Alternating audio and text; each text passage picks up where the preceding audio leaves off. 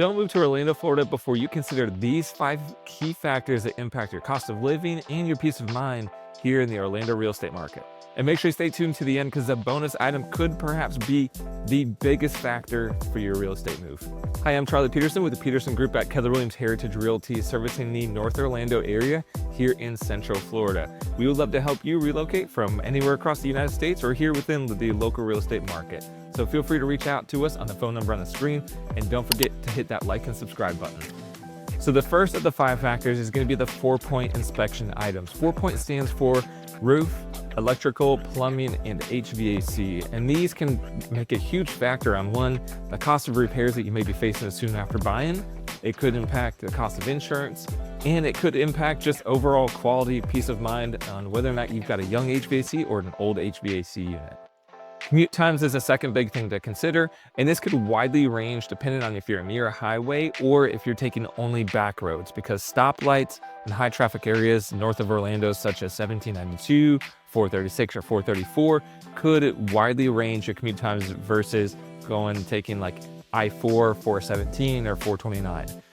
Those major roads, you can actually cover greater distances in a short period of time and still have the same commute time as maybe somebody who's off of 436 or 434, just because you can't cover as much distance on the back roads as you can on the main highways. So make sure you have a great idea on the timing that you're going to work and the timing you're leaving work, and use a tool like Google Maps to help you out with approximate commute times during certain periods of time during the day. The third big thing to consider is flood zones. Flood zones can widely range here in the Central Florida area, and especially after the last few years of hurricanes, they may have shifted around a couple different flood zones where they weren't flood zone X previously. Now they are flood zone X, or vice versa. X is the least likely flood zone area, so if you're searching online, see if you can find flood zone X, use the FEMA maps, or just give me a call. I would love to help you out with that. Now, flood zones are really important here, and if you're moving into a new construction area or nearby a new construction area, be wary of how much they're building up that area and how that water is being offset into your neighborhood. Now, wetlands are a huge, important piece of the Florida real estate market, and wetlands really help water flow throughout the state, and that's how the state actually manages the entire water runoff. And that's just a natural ecosystem. The more wetlands that are offset by this or impact, or your proximity to wetlands, could impact the level of your flood zone near your area. Have a great understanding of this before you choose a home. Okay, so now let's talk insurance costs. Insurance costs are one of the hottest topics of the Florida real estate market over the last few years, and there could be some silver lining good news entering into the 2025-2026 season, and that is more companies coming back into the market, because for the first time in many years, they've actually turned a profit last year. So more companies are actually being encouraged to come back in and hopefully get a profit for themselves too. That'll help drive insurance costs down. Now, what are some of the biggest things that drive insurance costs here in the state of Florida? Well, those are going to be things like the electrical panel here. Now, we're in a new construction home, so this is all good to go. You may not even need a 4-point inspection for new construction, but you want to consider things like your electrical panel. How old are the breakers? Do the breakers match? And they take a panel off, or they're double taps and so forth, so can you even get insurance?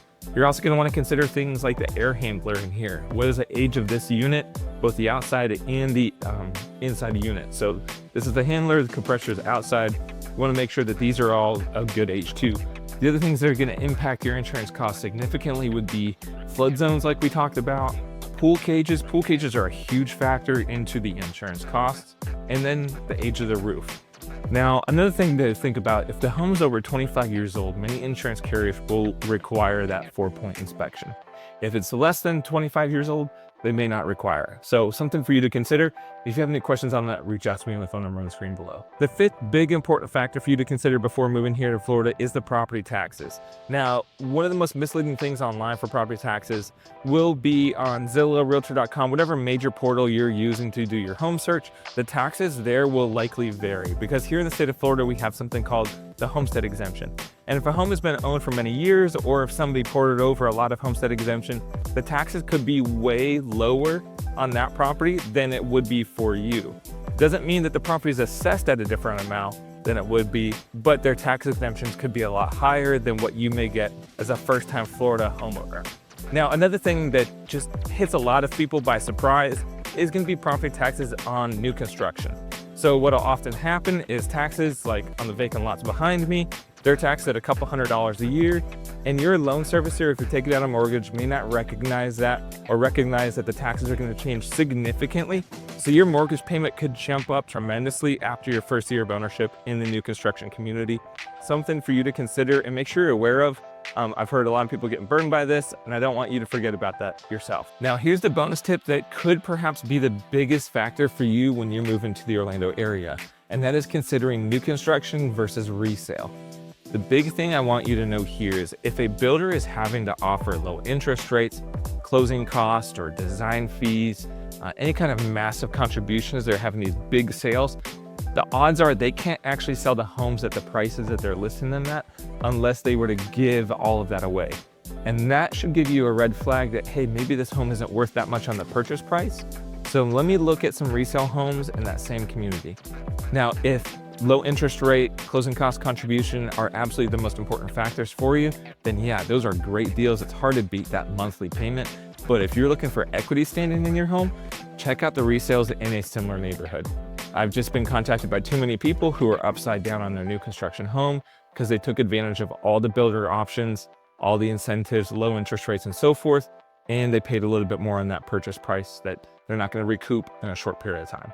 Now, I would love to help guide you through that because it's not all doom and gloom. There are some great options there, great incentives, great purchase prices that you could also take advantage of for yourself. If you have any questions on that, go ahead and reach out to me on the phone number on the screen. I've also made another video about it, and we'd just love to help you out with all of your real estate needs when you're moving from out of state here into the area or within the local area.